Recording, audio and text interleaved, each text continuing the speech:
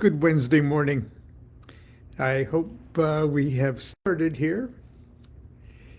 It's a cloudy, gloomy day here in Sacramento, and Constance has just put the plastic back on the car because we're expecting more rain today. Uh, I hope everybody, especially our friends down in Southern California, are staying safe and dry. And if you've had to evacuate, I hope have you come back to an undamaged home. Anyway, I would like to read something that I wrote a number of years ago that I call, what I call it, what if the story of your life was the only time capsule you had to represent Thelema. Okay, now this is obviously a talk that was aimed at magicians and practicing Thelemites or professing Thelemites, but it generally is for everyone. And here it is. It starts off with a little quote of what a time capsule is. A time capsule is a historic cache of goods or information, usually intended as a deliberate method of communication with future people, and to help future archaeologists, anthropologists, or historians. Now, in Masonry, Freemasons traditionally lay cornerstones to buildings. It's sort of a throwback to the ancient, even prehistoric ceremonies of a dedication of a house or a consecration of a house or a building. And it was sort of a quasi-civic, quasi-religious ceremony that is carried through in a formal way by Freemasons of today. That's why you see cornerstones of churches and cornerstones. And many times, those cornerstones, which are really intended to last for hundreds and hundreds of years, contain a time capsule that is intended to give a snapshot of the world and of the community at the time that the building was erected. So, I just thought I'd throw that in. In the sprawling panorama of human history, civilizations and religions and spiritual movements rise and fall in the blink of an eye. The reasons so many fail to endure while others seem to thrive cannot always be blamed on the excellence of the philosophy or the wisdom of the doctrines they profess, or even the eternal truths they might embody. But rather, most of them simply fall victim to the caprice of world events or the fortunes of societal upheavals. Instead, we can count on our fingers the major world religions that still boast they've survived more than a millennium.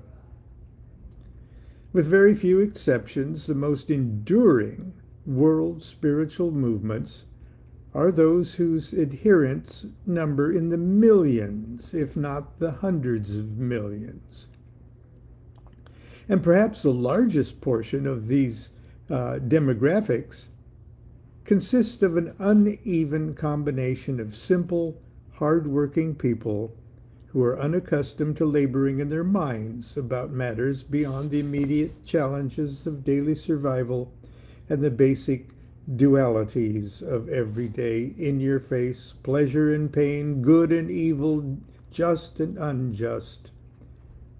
And those more fortunate members of a slightly higher socioeconomic levels who are too shallow and too busy to give their religion much thought. These enduring great religions, as they've become crystallized, maintain a grip on their base by appealing to the broadest and lowest common denominator of their target market. Those that most need the heavy burden of the philosophical thought lifted from their frontal cortex. The great religions make easy to understand promises and demands.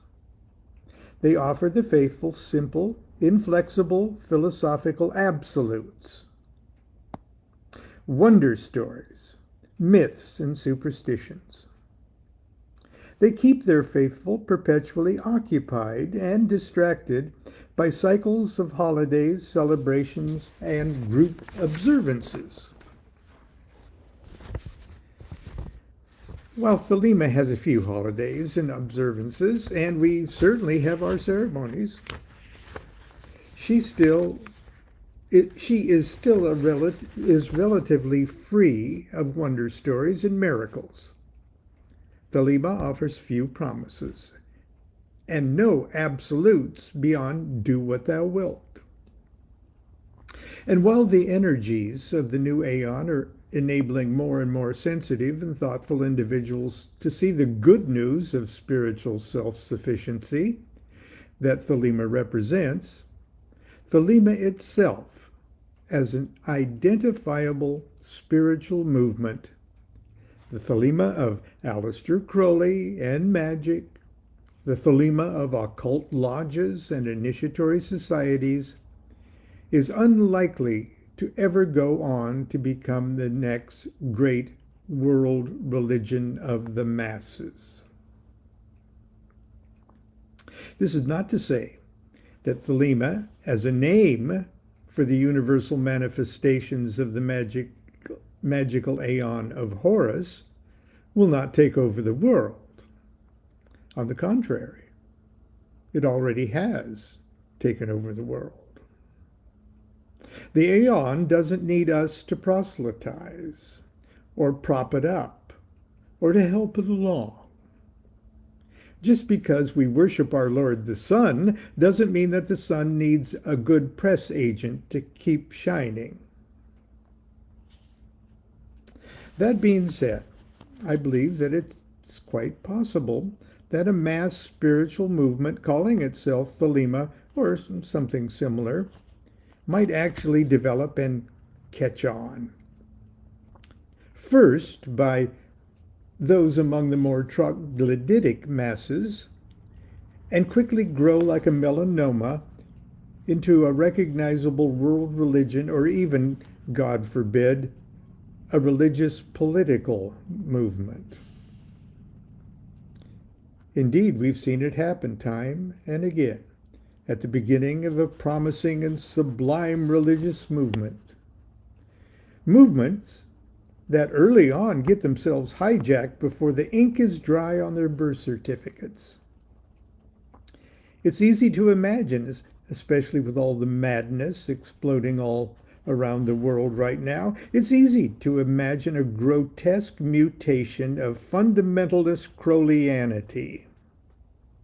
Thelema, hijacked by liberal thumping spiritual bullies, cutting and pasting selected snippets from the Book of the Law or the Holy Books and presenting them as easy to understand doctrines, complete with catchy slogans and memes, supported with ceremonies and pageantry and a military-style chain of command priestcraft to preach an inflexible philosophy of absolutes that the masses love so well. An armband Thelema waiting in the wings to fill the vacuum created by the inevitable collapse of the old world religions. A Thelema embraced by a multitude of disillusioned former Christians or Muslims or Jews or Hindus, all left numb, disheartened, and exhausted by the dizzying apocalyptic turmoil of the crumbling environment and failed institutions. A Thelema fashioned for the Mad Max masses lusting for the promises of the joys and excesses of a god of war and vengeance. And with Deus Vult of do what thou wilt emblazoned on their unicursal hexagram banners, set out to conquer a flaming world in the name of yet another world religion. Relax. This is obviously a worst-case scenario.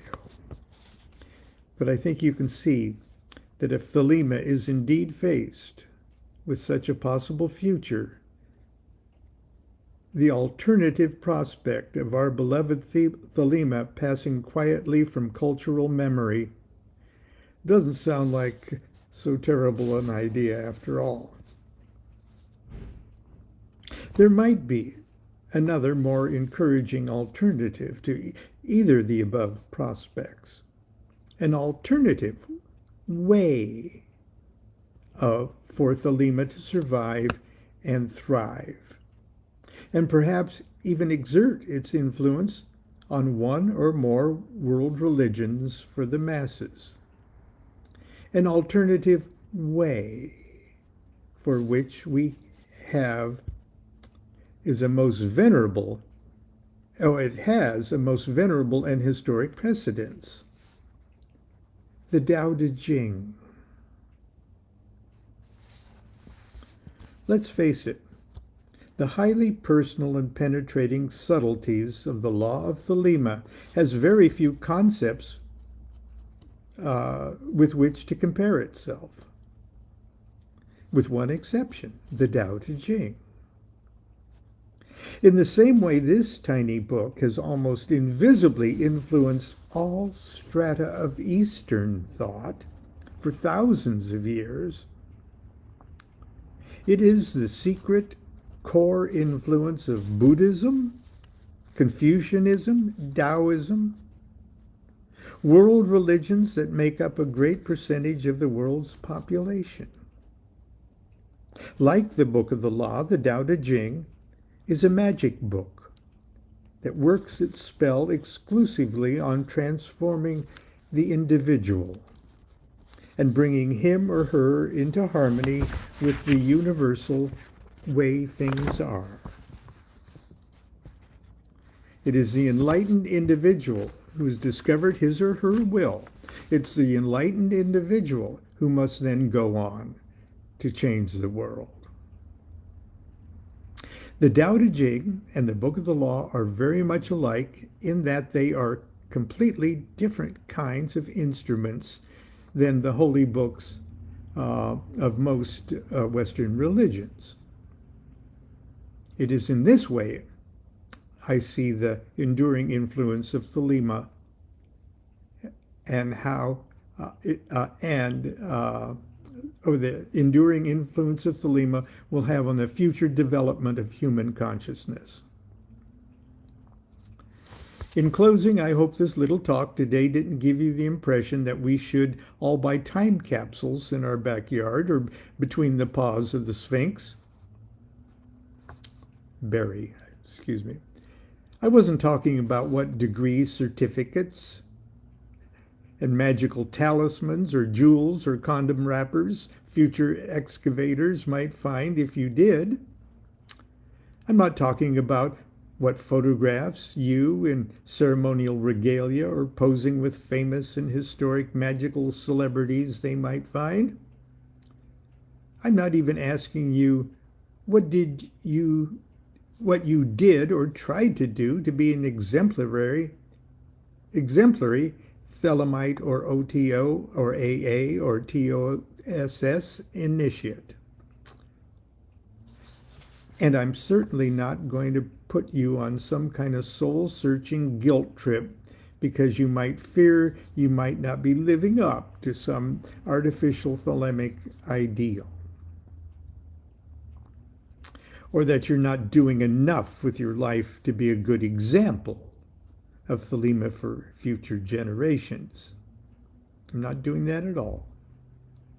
I hate shit like that. It sounds just like something I heard as a kid from the pulpit of the First Methodist Church of Self-Loathing. I'm simply going to encourage you to think about your life and the impression your short stay in this dimension is stamping upon the world and the consciousness of your fellow human beings. If the outer shell of Thelema is destined to fade from cultural memory, it doesn't follow that the central essence of its universal truths will be invalidated or lost. And the real treasure of the time capsule of your magic won't be your library or your degree certificates or your diaries or your awards or published works, but something far more intangible and far more enduring.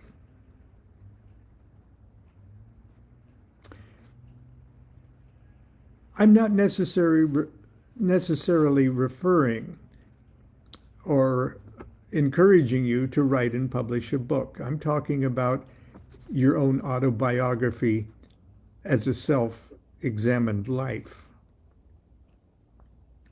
Quantum physics has demonstrated that the conditions of an experiment are altered by the mere act of it being observed.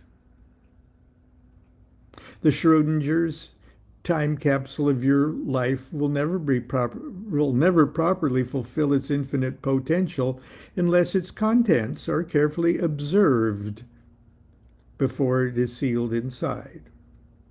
And after the capsule is unsealed, it will do you no good to try to stack the contents to impress some future observer with your thelemic credentials. Because ultimately, the future is eternally now. And the supreme cosmic observer is you. And that's where you must start, with yourself. As I've said repeatedly, I believe that the only thing a magician can truly change with magic is the magician. If the magician wants to change the world, he or she must first change himself or herself into the type of person that changes the world. The seen and unseen effects of your examined life has on the world around you are the true contents of your time capsule. The tangible and intangible chain reactions set in motion by your actions, your behaviors, and your thoughts have upon the universe. And as you strive from microsecond to microsecond to do your will, these are the only items any of us will ever have to contribute to seal in the time capsule of our incarnations. Oh, sure, you can throw in your diaries and degree certificates and magical talismans and jewels and photographs of you in ceremonial regalia with famous historic magical celebrities they might find. You could even try to justify what you did or tried to do in the OTO or the AA or the TOSS. But when it comes down to it, your time capsule need only contain the answer to 5 questions. Who were you? What was your light? How did you live? How did you love? What did you do with the liberty you claimed for yourself?